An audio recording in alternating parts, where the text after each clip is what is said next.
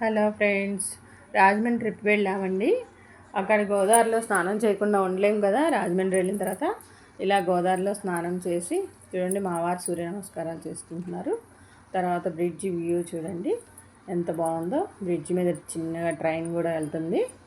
View చాలా బాగుందండి. చాలాసేపు మేము బ్రిడ్జ్ దగ్గరే టైం గడిపి ఇదంతా వ్యూ తీసుకొని గోదావరి బ్రిడ్జి అంతా వ్యూ చూడండి ఎంత బాగుందో. ఇక్కడ చాలాసేపు టైం గడిపామండి.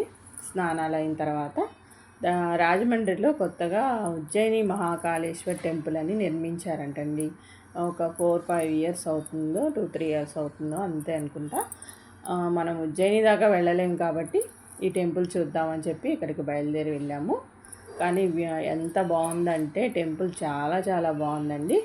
మనం ఉజ్జయిని వెళ్ళి అక్కడ వరకు వెళ్ళి జర్నీ చేసి వెళ్ళలేము కాబట్టి ఇక్కడ ఒకసారి దర్శనం చేసుకుంటే చాలా బాగుందండి.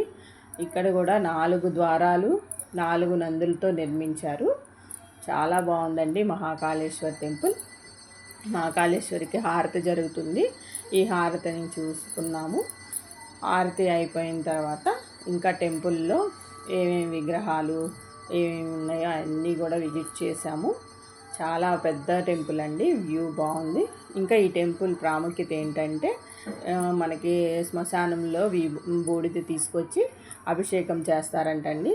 అభిషేకం ఉజ్జయిని మహాకాళేశ్వరికి ఎలా జరుగుతుందో అలాగే చేస్తారు ఇక్కడ కూడా.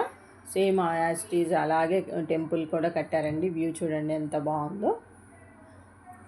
ఈ చుట్టూ మొత్తం అన్ని దేవుళ్ళ విగ్రహాలు నిర్మించారండి.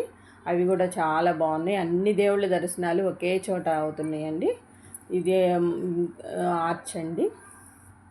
ఈ టెంపుల్ వ్యూ ఆకాశాన్ని తాకుతున్నట్టు ఎంత బాగుందో చూడండి. మహాకాళేశ్వర దర్శనం కూడా చేసుకోండి.